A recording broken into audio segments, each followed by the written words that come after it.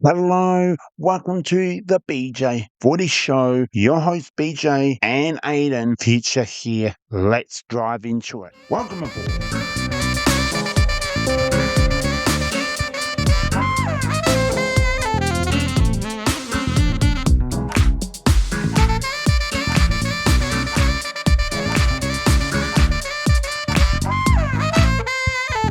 You're new, welcome aboard. Make sure you hit that follow wherever you get your podcast and hit that subscribe. Make sure you hit that like because we got a massive show. Aiden will be showing his thoughts from the round 6 and as well into the Anzac Round reviews. So welcome aboard. I do apologise having this out really late. I am going to try and get this out during the weekend as much as I want to share this out. So I'm going to start off. I'll share all this and then we'll get into Aiden. So yeah, what a game of football, and there's been some close games, some upset games, most entertainment games, and margins been high scoring and under 5 points. And we do start with, and we're just going to drive straight into it. I'm going to show you there will be 5 best players from each team. I'm not going to go into data and all that because Aiden will share his thoughts of that as well. So Thursday night football at the MCG, the most vital game in that game, and it was 78,058, which was pretty good crowd for Thursday night. So these two sides, my goodness, what a game. And my thought, didn't think it'd be this thinking of be a 3-4 goal from Collingwood to win this game. And that's what we are. Carlton, they're Collingwood. This is one of the interesting rivals that we have not seen. Carlton came out of the blue of this game, but great effort from Carlton, never giving up all game. Only 5 points defeat. So the first quarter was pretty even, great. That's pretty awesome. Then the second quarter, Carlton came out of, and as well the third quarter, great saying in front of the end of the third quarter. Then the final quarter, it just took one team to never giving up. That's why you play 4 quarters of football. You can't expect to be up by 3-4 goals, even 5 goals to win the game, and the team to have all this energy and win this game. That is where Collingwood is not just 18 points down, and at the end of the third quarter, they took home the 4 points and they won by 5 points. So the final score 13-10-88, defeated 12-11-83. This is going to be interesting. And to wrap this game, Carlton dominated for 3 quarters. Collingwood with the win, which is only 1 quarter. But Collingwood did stay in the contest, but they had to find a hardest way to win games. And that's a few teams have done that. So once again, well effort to Carlton. Heads up, well done Collingwood with the victory. Time to share my players of the game. And before I share that, I am going to now share that who is playing Carlton and Collingwood. We all know Anzac rounds coming around the corner, so we know who Collingwood will play and Carlton will take in phase 3. And so that was nice and smooth. Not need the AFL app for that. So put the effort from that. So all in the mind. So some was Carlton. The players really stood up, in my opinion, is Sam Walsh, Zach Williams, Nick Newman, Jacob Whiteley, Patrick Cripps. Next, it's for Collingwood's best, which is Dan Houston, Harry Perryman, Oscar Stone, and Nick Daicos. So next game, Friday night football here on the BJ Show, Footy Show, and game number 2. And we got really one of the most best games, and really think about amazing 2 back-to-back. How many I've got the last 2 rounds? My goodness, it could be back-to-back, maybe 3 in a row, but we got the second game, and we go to GMHBA Stadium. Then we go to the Sydney Derby. Now, partly why I wasn't able to get this all updated is partly I was on a camp. I won't go too much detail to. I'll be a little bit more data and update was that while I was on a camp and stuff like that. But I did watch a little bit of these 2 games. And look, nothing about these were not close. And Carlton will play in round 7 Anzac against Fremantle in Perth. So that's what I mentioned before. So and then Collingwood obviously will face Essendon in the Anzac Class traditional, another great game to watch. So first up, wish for Sean Darcy and get well with speed recovery back in no time. So that was a little clinch I saw on the news. So trying to head to Geelong, in Geelong at GHBA Stadium for Geelong and the Western Bulldogs. Now, really, can't say it's really good. Yeah, 33,200. Another great crowd down at Geelong. 1917, 131, 8856. Another big win. So the reason why I said about Sean Darcy, and there's a true fact of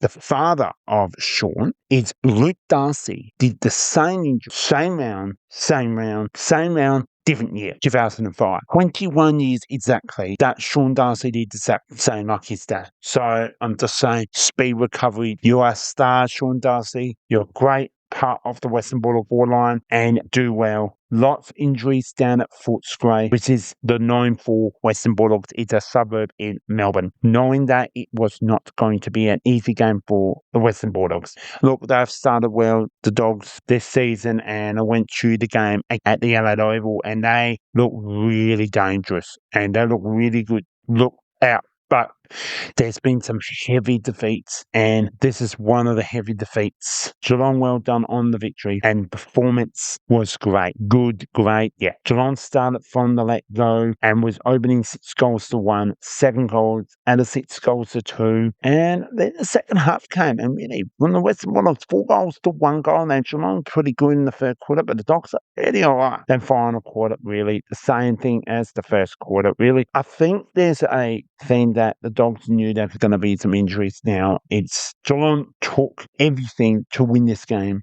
and Western Bulldogs were test to the ground, and they did their best. Can't say too much, but Jeremy Cameron, Patrick Dainsville, Bailey Smith, Max Hone, and Lawson Humphreys from Geelong's best, and Ed Richards, Bailey Williamson, Bailey Dale, and Matthew Kennedy, and Bailey Smith's former club took on that, and the teams will face, which Geelong will take Port Adelaide Oval, Western Bulldogs face Sydney at Marble. Second game of double header Friday night at ESCG. Personally, I'm not a big fan of this, but it is live. We do head on to Friday night footy continuously at the SCG Sydney Cricket Ground, the 32nd Sydney Derby. Sydney and the GWS Giants go head to head. The Sydney coming off a big win as well as weak GWS Giants, I believe, and also win at Gather Round. Final score for this one is 17-5, 107 to 8 goals. 1866 bad kicking cost the game in the third quarter. GWS Giants came out of the third quarter and really dominated, winning the 40 early in the quarter. Sydney better on the night in front of their Sydney Stuart Porter. Halftime, there was a lightning delayed holding of the game for 20 minutes is part of the AFL clearance rule to making sure everything is safe. It is very common in Brisbane and Sydney to have those kind of lightnings, as well Adelaide as well, but not for game of football as yet. But overall, Sydney just took it control of the game, and knowing Sydney is a very strong competitive team, will respect for that. GWS Giants, well, they came back, which a vital should be, a very entertainment, where it's going to be especially in the Sydney Derby. Time to share, well, it is time to share those players. The first ones for the Sydney Swans are Nick Blakey, Isaac King, Blake, Nick Blakey, Brody Grundy, the stars from there. GWS Giants best were Lucky Ace, Connor Oliver, and Lucky Wakefield, Toby Green, and Howie Williamson. If I got 6 players, I do just 1, 2, 3, 4, 5. Yep, I'm all correct with that. So the next one is Sydney will face and take on the Dogs at the Marble Stadium. As I mentioned before, it's the Giants heading to Canberra, and they will face North Melbourne at the Commonwealth Good Oval, which is in Canberra. Kind of phase and into super Saturday footy, as Aiden has mentioned about the super 3 games we have. The most entertainment. We go to the Gold Coast at People's First Stadium. Second is Marble Stadium in Melbourne, and then return to the Adelaide Oval in Adelaide for Saturday night football. 2 of them out of 3 will this is maybe the best Saturday football we have ever seen in such a long time, and we've got to say it was all under 10 points. high scoring, that is a bonus. All right, time to face this. Really one of the most entertaining I've seen in such a long time. So first up with, all right, 9 points high scoring. Well, that is, I've got to say, our Gold Coast and Essendon go head to head. 17-17, 118 Gold Coast. Essendon 78-110. Gold Coast had more opportunities of over 34 scoring shots to 25. So if Essendon kick more goals, really basically 12 more points, they win the game. But credit to Gold Coast, really control and got the W, and that's all you want to see the Gold Coast on the Gold Coast. But Essendon, bad luck and well effort. It's great effort, I've got to say. First up, Gold Coast started really well as they want to respond. Essendon took the lead at 3 points at the main break. Second half, well, won its Gold Coast Suns. Essendon fight back, couldn't hold on at the end of the game. And really, it is struggling. It's not easy to go to the Gold Coast when Gold Coast have a pretty good team and win. And, heads up Gold Coast. And as well, Essendon actually got the better accuracy over Gold Coast. So overall, I think Essendon have a bit more credit. But as Ada mentioned before, and listen all of that. So before I share my players, I'm going to share who is taking on which. So Gold Coast and Essendon as well. Anzac Round is coming, and I can't wait to the most important of this shameful Canada. Essendon will face Collingwood, Station, because who I will take on Gold Coast and Hawthorn. Well, what some entertainment football that will be in Launceston, in the city of Hobart, Tasmania. Now time to share my players. Gold Coast players are Todd Miller, Bordy, Youngland, Christian Petrarca, Matt Rao, Jarrett Woods. Now I do apologise, I'm unsure how to pronounce names. I will do my best to pronounce them. If not, I will do a pronounce a different way, but I'll do everything I can to say the word in my ability. So for Essendon's, Zach Marriott, Archie Roberts, another player of the game, really clear. He's going to be Essendon's best and fairest at this early of the season. He is one of the best players for Essendon, and hopefully he'll dominate continuously with Darcy Parish, Jay Caldwell, and Archie May. So there's a view of dominating the Essendon, and this is great, but you've got to keep in the game, Essendon. Well, we come to the next, which is one of the closest game of the round, almost the upset of the round, which is Hawthorn and Port Adelaide went head-to-head at Marble Stadium. 3 points to victory to Hawthorn, 30-11-89 defeated 13-86. All accuracy, only 13 goals each, and only 3 minors. So that is basically all. Hawthorn in good form continues, started well with 7 goals to Port Adelaide 3 goals. So then the change from here, Port Adelaide kicking all the goals, 6 goals to Hawthorn. That's the 3 behind. So knowing that Hawthorn, this is not maybe the best win for Hawthorn, but they'll take over. They did this against Geelong as well. So Port Adelaide, great effort in the third quarter. Hawthorn just took over 4 goals to 2 at the end of that third quarter. It was even, which means anyone can really win this match. Who it is, let's find out right now. Both teams get 2 goals and one team only get more behind, which is Hawthorn holding on that 3-point victory. I will give Port Adelaide massive credit. It's a really good credit. Only 3 points to face, challenging against Geelong at the Adelaide Oval in front of their supporters, which will get some confidence out of that. Knowing that Hawthorn is a really good team of that respect, as well as knowing that it's not going to be an easy game. Hawthorn, well done on the victory and holding a 3-point victory. The players stand up for the Hawthorn Hawks are the Nick Watson, the Lizard, Jared Import, Joe Newcombe, and Josh Whitty, and Colin Port Adelaide's best is William Draw, Kane Farrell, Jason Horn, Francis, Zach Butters, and Maya Birdman. Now, before we get into that, so I mentioned that Hawthorn will face the Gold Coast Suns in Tasmania, and as well, Port Adelaide will host Geelong Cats, the sexy Geelong Cats. Time to face the 1 point separate between the two sides, between the LA Coast and St Kilda Saints. First up, St Kilda, really the greatest effort back-to-back at the Adelaide Oval. Saturday night football here as the Crows host the Saints. Could have the St Kilda have 2 big wins in Adelaide. That is great to see both Fremantle and St Kilda playing in Adelaide over 2 rounds in and now back in Melbourne.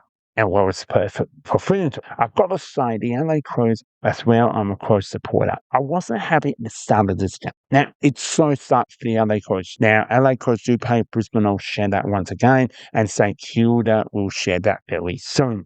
So then it changed everything. I am going to say right now, and I'm going to share this right now. Perfect night for footy at the LA Round. Not too hot, not too cold, no rain, just pleasant. I would say I would love to go to this game, but unfortunately I was unavailable, was out of commitment. So it was 45,854, another great crowd for Saturday night footy. Before I get into the Plaza game, I've got to say that it was the second quarter really shown St Kilda keep fighting. They've got a great midfield. I have to respect. Then it changed completely. It's now time to share the player of the game. So James Pinkley dominate, William Miller, another domination. Brandon Cook domination was strong. Josh Wall and Charlie Edwards. The reason why I gave Charlie Edwards first game for the LA Crows, and he dominated that midfield. Totally dominate now. If he does not play against the Brisbane Lions, which the LA Crows do travel, good news coming soon. We'll share the previews of selections and stuff, and as well, St Kilda will host West Coast Eagles at Marvel Stadium. So there are your 2 teams. St Best, I've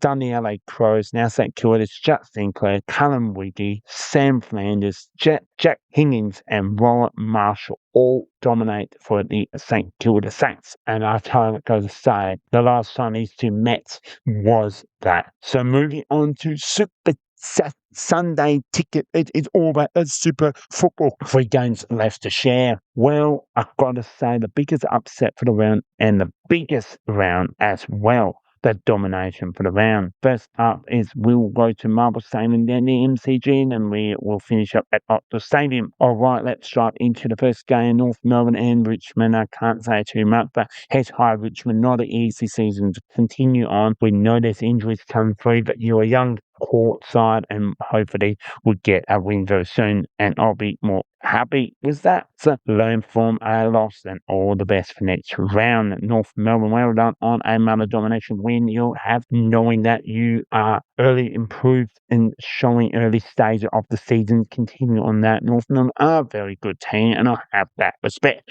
We know that Richmond are on another season of rebuilding. Richmond have great players coming in, joining another talent coming through the drive and hoping to get great talent and just for the next future Richmond for the Richmond Footy Club. Can't say too much, but final score 20-10, 130, defeated 7-13, 55. Big winners for North Melbourne and Giants. That's where North Melbourne will face each other in Canberra. Richmond Anzac Eve against the Melbourne Demons on Anzac Eve for the round. Hoping to see a great action between Richmond and the Melbourne Demons. Best players for North Melbourne: Harry Sicily, Cameron, Zach, Luke McDonald, Jack Darling, George War. Richmond's standouts are Jack Rust, Jason Short, Seth Campbell, Simonson, Ryan Kane, Matt Far Life. Second game, what I think is definitely the game of the round as well, the LA Crows and the St Kilda Saints. We have the Melbourne Demons and the Brisbane Lions. The point is, a return at the MCG once again. What a game this was. Only 2 points, high scoring, which is great to see at the MCG. Well done, Melbourne, on holding on a 2-point victory over the Brisbane Lions. Match quarter by quarter is both shared. 4 goals each for the first quarter, then 4 goals as well, and early Melbourne getting that 1 goal in the second quarter. The second half came, it was all Melbourne took over that third quarter, 6 goals to 2 goals. Then it could go on Brisbane, but Melbourne really had other plans to stop Brisbane, being the 10 they are during 2026 AFL Premiership season. By 4.25 for Melbourne to kick 5 goals, and Brisbane also had 5 goals, which took it to Melbourne to a big victory. 104-102 is the final score. Melbourne Demons will take on the Richmond Tigers. I will say this during per game, and the Richmond Tigers obviously will take on Melbourne. and the Anzac Day. Stay tuned for that. And Brisbane in the LA Crows at the Gala hopefully they'll bounce back for their supporters. This game was definitely one of the games in the round as well. The LA Crows, two top teams, highest scoring, lows very tight as well. Trying to share the best of games for Melbourne are Ed Longan, Harvey Rockford, Max Gorn, and Kane Chandler J. Currently, Brisbane's best, Darcy Woodmost, Harris Andrews, Will Ashcroft, the Levi Ashcroft, as Josh Dunkley. Well, we made it to the final game for round 6, and we'll share round 7, which is Anzac round previews. Next up, we have the second Western Derby. Another rival is done for the first for the season. So we'll share out for the second Sydney Derby. It's all done. We wait for the showdown. It's going to be a big rival there. It's Fremantle and West Coast. All West Coast and Fremantle is the correct matter as West Coast host this game. Final score 14-13-97, defeated 5-11-41. Another big win to the Fremantle Duckers. Fremantle are looking better and better this season, better than last year in my opinion. Better kicking in this game. West Coast is knowing that games will be challenging during the season and knowing the victories will come as well, especially that win in Adelaide against Port Adelaide by 2 points. Well, that is my thoughts. Time to share my players. I really want to make this short and sweet. Bailey Williams, Jay Williamson, Tim Kelly, Harley Reid, Liam Baker, and Tom McFarlane. The Fremantle Duckers are Jordan Murphy, Luke Jackson, Jay Asmus, and the most Callan Strong. Trying to share my reviews, and so it's like I mentioned, my delays are out very soon. So I am now going to do my best to get this out during the start, but it will be going during maybe the Saturday or Sunday during the as Australian Eastern Standard Time.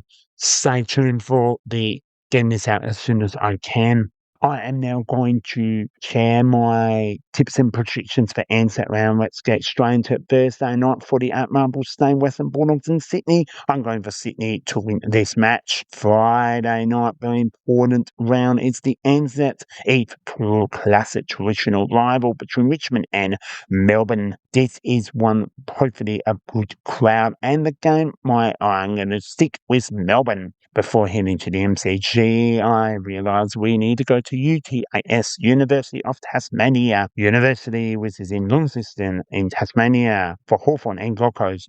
This is not an easy one to win, but both coming off big wins. Gold Coast 9 points over Essendon, Hawthorn holding a 3-point victory over Port Adelaide. But I'm sticking to Hawthorn. It is where they are. Well, this is the 31st year with Essendon and Collingwood go to head-to-head. This could be an interesting game. Collingwood are unsure as well as Essendon. After this win, even Essendon got a 9-point defeat over on the Gold Coast, and well, Collingwood just to hold on. 5-point victory over Carlton. Was not too sure with this as well. I'm sticking with Essendon to take, but I may change my mind at the last minute. Well, with the next game, we got to head over to the Adelaide Oval. Well, this is going to be an interesting game between Port Adelaide and Geelong. Port Adelaide almost took over the win in Marble Stadium against Hawthorn, but they have 3-point loss. They'll have a little bit of confidence. Geelong big winners over the Dogs. I'm sticking with Geelong. I think they're going to take care of Port Adelaide, but it should be a better game. Last time these met on Anzac, it was all Geelong, so hopefully a good, decent crowd. Hopefully 40,000 at the Adelaide Oval over in Perth, and it's going to be an interesting game with Fremantle and Carlton. Sticking with Fremantle, should be a good game to win. Well, hopefully to watch this game. 3 games still remaining for Anzac Round. St Kilda and West Coast go head-to-head. I can't say too much with West Coast. I think they're still learning the craft. They are looking much better than last year. One step better, but I am going to stand back up with St Kilda. They will bounce back. They're looking very good this season. Brisbane and Adelaide, this could be the game of the round by far, and hopefully a close game. Good news, and I'm going to share right now, Jordan Dawson is returned. Great to see the captain of the LA Crows. Play well, mate. Play your role, mate, because we are backing you, mate. Hopefully you'll have a decent, really good game. And yeah, all the best. And hopefully Adelaide will win this game. And then the final game, we are in Canberra. Geelong Giants and the North Melbourne Dean Blues. This could be a good game to watch. I'm staying off Melbourne because they look really good early stage of the season. Giants, I'm not sure. I'm all done with my predictions, so I'm going to review all my tips with Sydney, Melbourne Demons, Hawthorn Hawks, Essendon Bombers, may change to Collingwood at the last minute before bounce time, Geelong Cat, Fulham Duckers, St Kilda Saints, Adelaide Crows, and North Melbourne Blues. They are now. It's time to get Aiden. Oh, Aiden, I can't wait. Take it away for your round 6 and round 7 with Anzac Round. Hello everyone and welcome to another episode of the BJ Footy Show. I'm Aiden and I'll be going through all the action from round 6 and my thoughts leading into Anzac Day Round 7. We're already a quarter of the way through the season, so we're already at that stage now. Round 6, we start to see who's who and who's really where they need to be, who's maybe got a little bit to improve on, who's jumped the shark, who's jumped the ladder, and who is in the cellar and who is at the top of the pile. We go Thursday night, 2 on Friday, 3 Saturday, and 3 Sunday this week for round 6. And we go straight to the MCG for Thursday night football. It is one of the oldest rivalries in the sport, Carlton versus Collingwood. This rivalry, the black and blue, has been going for generations. You live for this day as a member of the Carlton and Collingwood football clubs. These teams have been in real wars against each other, and this one was no different. The final scores here, Carlton 12-11-83, Collingwood 13-10-88. Collingwood win the game by 5 points. Now, Carlton were up big, and I mean really big, at 3/4 time. They were 3 goals up, but it wasn't just 3 goals. It was 3 goals and Collingwood had been wasteful. Then we come to the final quarter, or shall we put it, the Nick Daicos show, because Nick Daicos had his hands on everything in that final quarter of football. Collingwood kicking 7-3 in the final quarter to win this game by 5 points. Now, it wouldn't be a talk about this game without mentioning the other Daicos, Josh Daicos, who inexplicably gave away a free kick at the very dying stages of this game, where less than 10 seconds to go, they're about in the Carlton forward 50, and Carlton needed a goal for a draw after the siren, and it just stayed to the near side as they lost the game on that kick. Now, it's another blunder for Carlton. It's another blow-up for the Blues. But this one really came down to Nick Daicos wanting it more. Carlton should not be ashamed by this one bit. They are much better. They had this game done and won at 3/4 time. But Collingwood and Nick Daicos came to show them in that final quarter. So, yes, it's another bad loss for Carlton. It's not a bad look for Carlton, but it's not something I'm relying too heavy on because, again, Nick Daicos factor there for Collingwood as well. Jamie Elliott having a good last quarter as well for the Pies, kicking a couple of goals. Now, player of the game, I think this one is relatively obvious. It's Nick Daicos, 128 AFL fantasy, 1 goal, 39 touches, 15 kicks, 24 handballs, 6 marks, and 2 tackles for Nick Daicos. Harry Perryman also had a great game, 114 AFL fantasy, 27 touches, 17 kicks, 10 handballs, and 11 marks for a triple-double there as well. So, great win for Collingwood. Carlton, again, just losing the ball at the final stages when it matters. Now we're going to head down onto Friday night. Friday night, the scheduling was a little bit weird this week. We had 2 teams playing on Friday night football this week. We start in Geelong, and the final score is Jeremy Cameron 10-1-61. Western Bulldogs, 88-56. Oh, I'm sorry, there are other players who played for Geelong as well that night.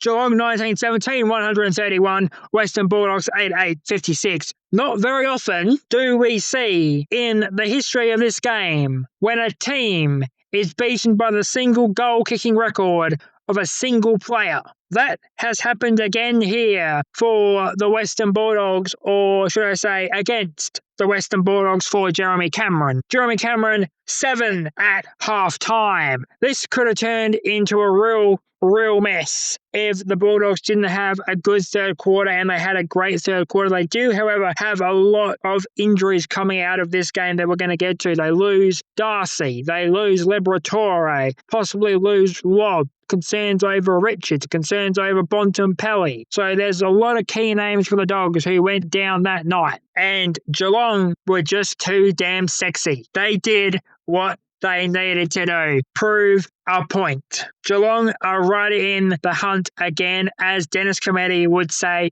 the cat is still in the bag. And it was the bag for sure from Jeremy Cameron. 10 goals. Far away. Best on ground. Can't wait for him to get one vote on the night for the Brownlow medal. There's not really much I can say. Bulldogs did. They lost so many players. They had one on the bench by the end of the game. Geelong just over the top for the whole game. Outclassed them, outrun them, outplayed them.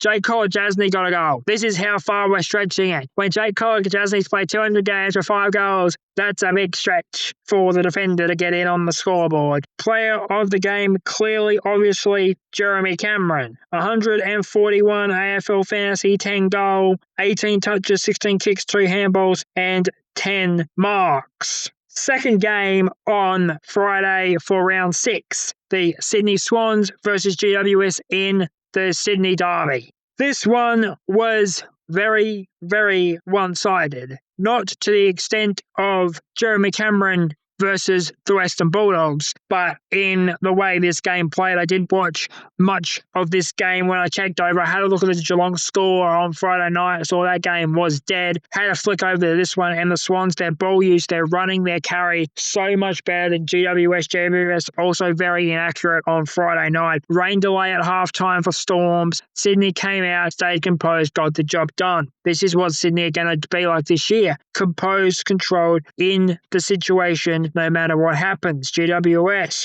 however, didn't really have much of a good night in front of the big sticks. Their quarters go 5 points, 3 points, 8 points, and 2 points, compared to their goals of 2, 1, 2, and 3. Toby Green had 5 behind for GWS. In a match where Sydney, much the higher class, much the better team, much the stronger opposition.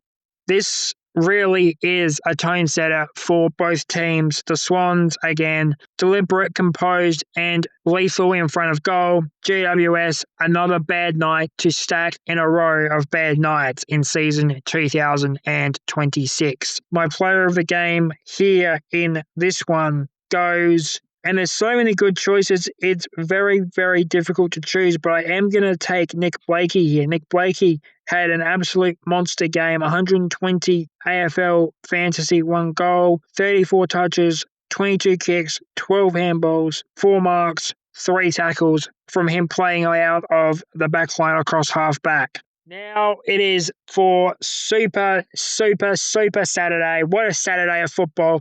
It was 3 very close games. We had final margins of 9 points, 3 points, and 1 point across Saturday action. And we're going to go to our first game up on the Gold Coast for the Suns versus the Bombers. And Essendon were really in this game. Let me tell you, ladies and gentlemen, Essendon played one of the best games they've played in a long time. They are on the losing end by 9 points here to the Gold Coast Suns, but there is nothing bad to be said about this performance from the Bombers. Final scores here, Gold Coast 17-17, 119. Essendon 17-8, 110. The Bombers, much more the class side on the day. Even in the loss, they were probably the better team for much of this contest. You know, this was one of those games where you just feel like had they had more scoring opportunities, they would have won this game because it was 34. It was 34 scoring opportunities to 25. So a couple more scoring opportunities for the Bombers, they do win this game. They had a great second quarter, 6 goals in that second quarter. They were in the lead at half time. Then Gold Coast just slipped in again and ran out the game. Gold Coast, probably, as I said, probably the lesser team in this game, but still the winner. That's what matters when we come to looking at the top end of the table. It's only valid when you stack another one in your win column and 4 more points on the premiership table. Gold Coast get the job done against a valiant, determined Essendon side. I think Essendon's been the real standout these last 2 weeks. Win against Melbourne and Adelaide, come here, do this against Gold Coast. From where they were at the start of the year, where they were 3 weeks ago, this is a changed Essendon side. The Bombers, okay, they're not back on the ladder, but they're back in terms of being able to keep up, keep in games, and play good football. And that, for them, is really what matters more at this point. My player of the game here, and there's so many good options, I have to give it to Zach Merrett. 151 AFL fantasy, 1 goal, 34 touches, 22 kicks, 12 handballs, 9 marks, and 8 tackles for the former skipper of the Bombers. The second game of this Super Saturday is Hawthorn versus Port Adelaide from Marvel Stadium. Final scores here. Hawthorn 13-11-89. Port Adelaide 13-8. 86, and they did have a shot late with Georgiadis to take the lead. They missed that to the far side, and they end up losing this game by 4 points. This could be game of the year. This really could be game of the year if it wasn't for another effort from Hawthorn on Easter Monday. Port Adelaide, again, just like Essendon, a team who probably played above their weight in this game. Hawthorn, they did have 2 forwards out in Chol and Gunston, but Port Adelaide, the respect has to be given to the power here because how well they played this game. And if it wasn't for Nick Watson, they could have won this game. For Hawthorn, it's another check in the box is what it is. Saved by the wizard Nick Watson again, and he's a genuine star in this league now. He is putting out performances that win games for his team, and that's what every team is looking for when they have key contributors out in their 2 top 4, the 2 key forwards. Where does it come from? It comes from Watson. It comes from Ginnivan. It comes from Sicily. That's what teams need to be. Hawthorn is doing that. Port Adelaide, they had opportunities. They just couldn't get entry into the 450 enough cleanly in that final quarter. If they did, Port Adelaide could have been winning this one. But again, their players did stand up as well. Horn Francis had a great game. Butters had a great game. Bergman played solidly. So for Port Adelaide, it's not about, okay, we lost. It's we probably played better than we thought we would, and we nearly came away with the biscuits at the end of it.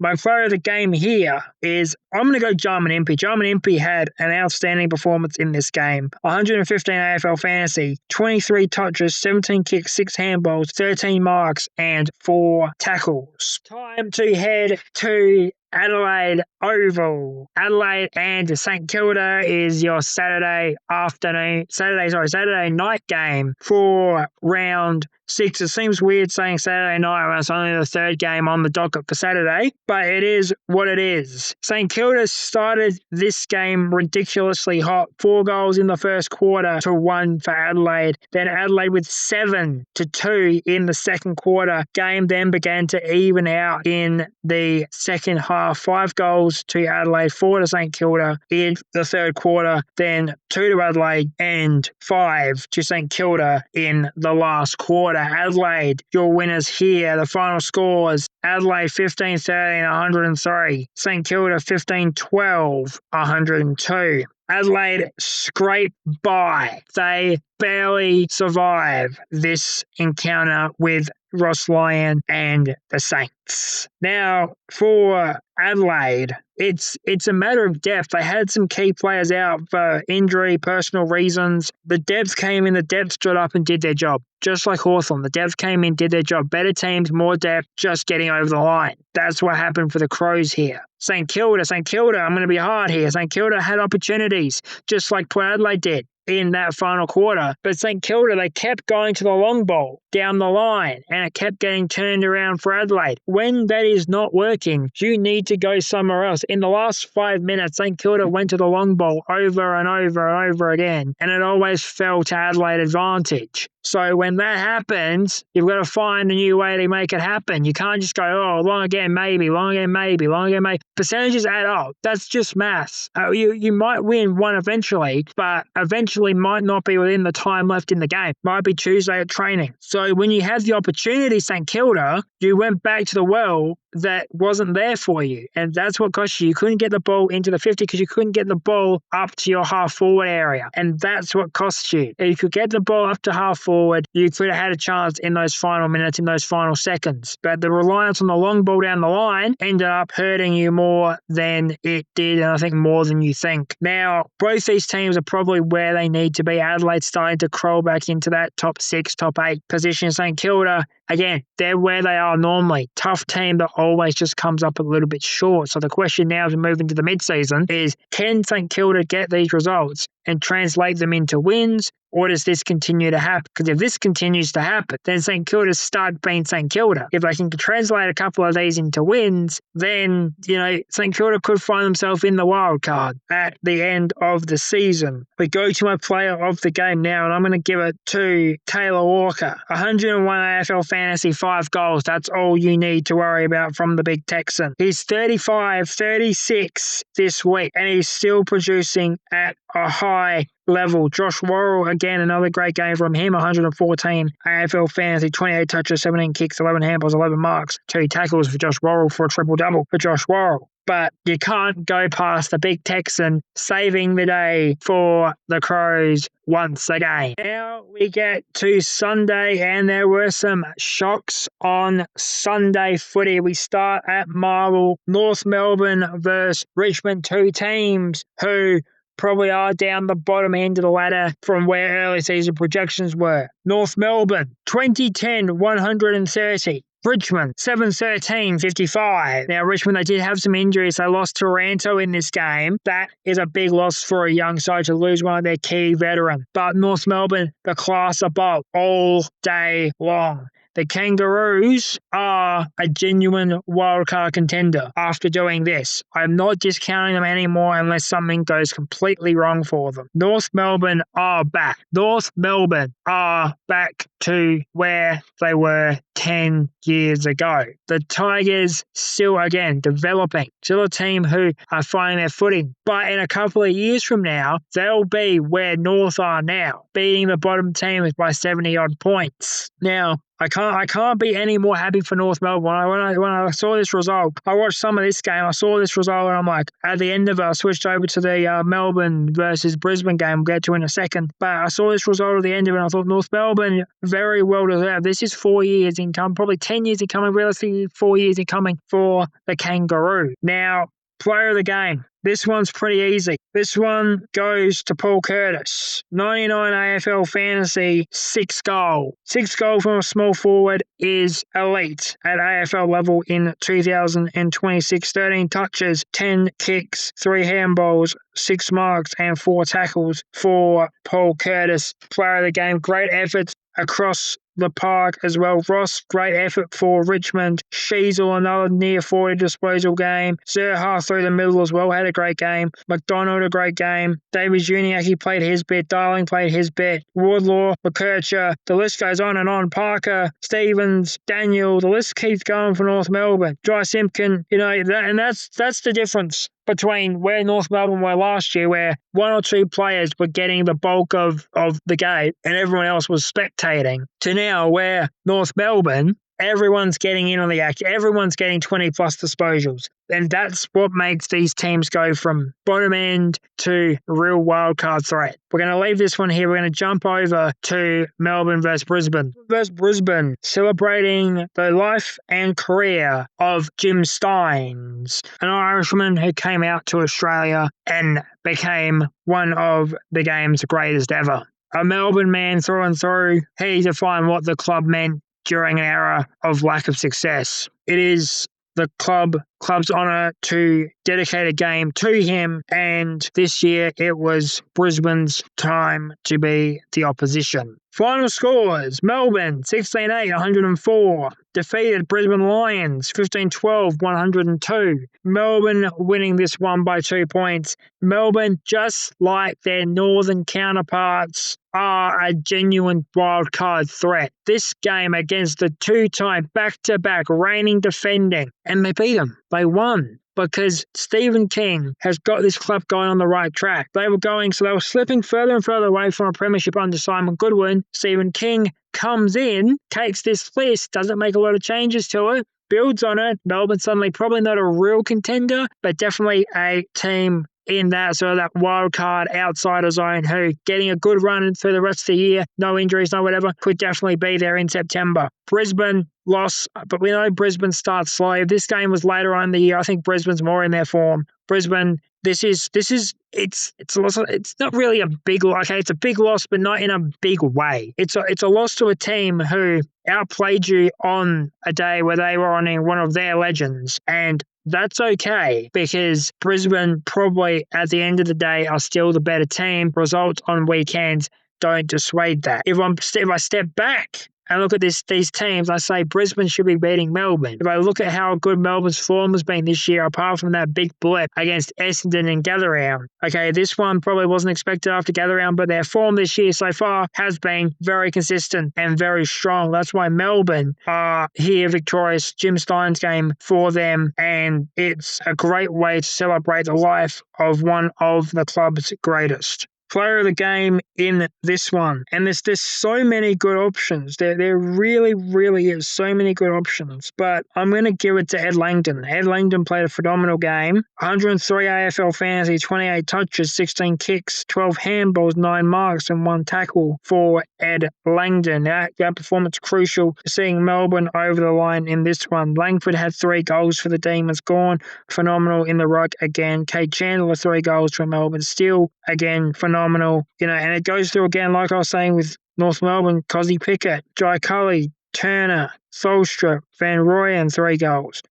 Mychek kicked 2 goals. It's Melbourne really in the game again. And it's that's spreading out. This is what happens when you spread the touches around and you spread the ball usage around. North Melbourne proved it against Richmond. Melbourne proved it here against Brisbane. Great teams spread the ball around. They don't go through, in terms of taking the stats, they don't go through 1 or 2 players. Now, 1 or 2 players do dictate the game, but the stats spread out across the board. Final game of round 6 is West Coast versus Fremantle, the Western Derby, and it was a absolute docker demolition. Low scoring, only scores below 100 here. Fremantle 14-13, 97. West Coast 5-11, 41. But 56 points when the scores considerably low, considering the skill gap in the teams, is, something that is probably a lot bigger under the microscope than it is on paper. West Coast really didn't help themselves. 6 points in the first quarter, Fremantle 2-4. Then from there, it was a runaway for Fremantle. West Coast only managing 5 goals for the game. Fremantle going 2 goals in the first quarter, then 4, then 4, then 4 again. So Fremantle showing that gap, showing they're miles ahead of where West Coast are right now. But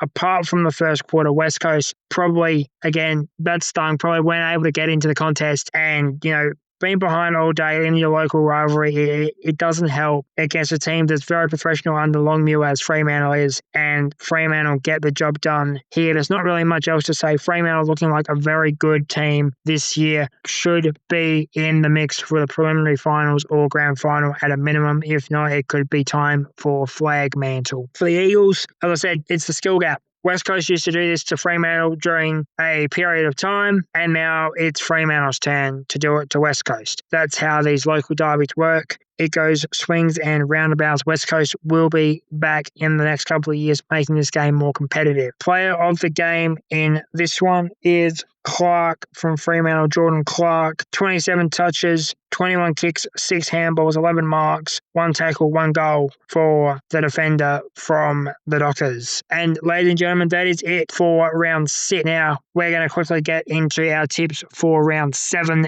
Anzac Day weekend, my favourite round of the year.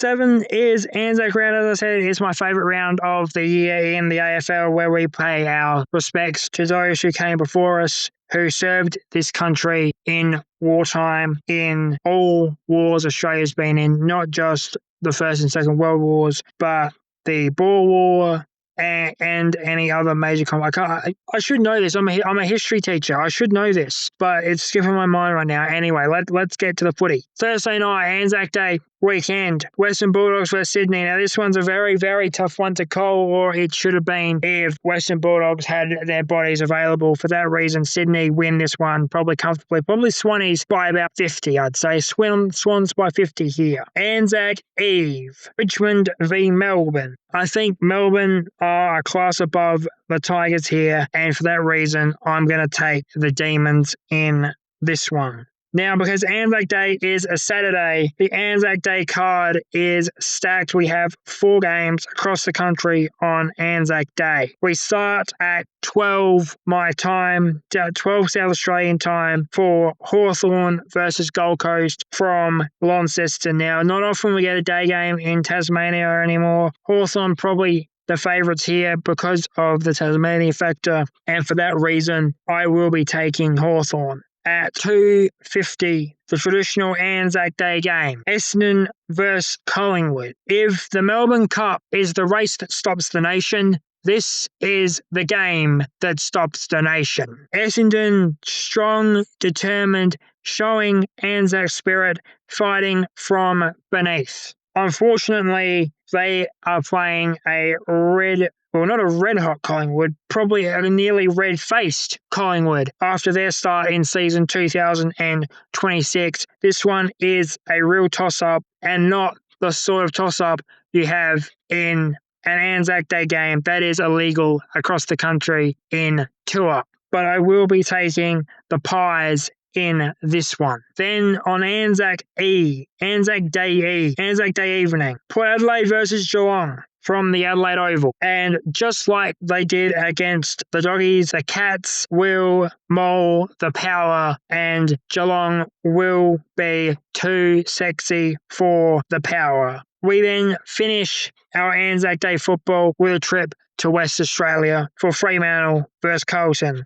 And I can only see one winner in this one, that being the Fremantle Dockers. Carlton may not even get a start here in this one. Our Anzac celebrations continue into Sunday football. We start at Marvel for St Kilda versus West Coast. And again, this one is a toss-up between 2 teams who question marks are out on. But I will be taking St Kilda in this one. We then go to Brisbane for the Lions versus the Crows. This is going to be a great game. This is going to be one of those games where, based on previous occurrences between these 2 teams, you are knowing you're getting something special. Being at home in Brisbane, the Lions will take this one. And we end our Anzac weekend football at Monica Oval in Canberra, the capital city of the great country of Australia. The GWS Giants versus North Melbourne. And I'm going to take the outsider in this one because it is Anzac weekend and you need to take an outsider somewhere. I'm taking the Kangas here.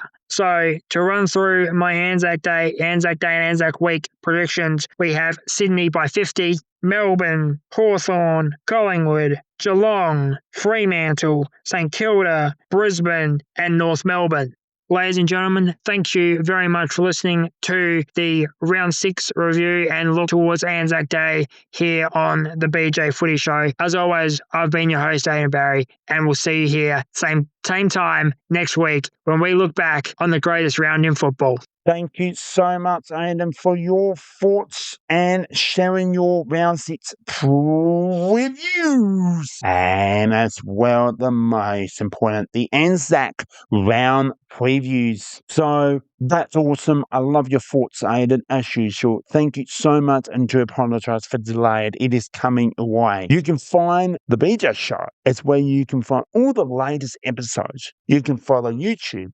Make sure you hit that subscribe and hit that notification, hit that like. Oh my goodness, there's some awesome episodes going. Spotify and Apple Podcasts, just hit that. All right, folks, that is all. Thanks for listening. The BJ Show's out. Bye for now. Cheers.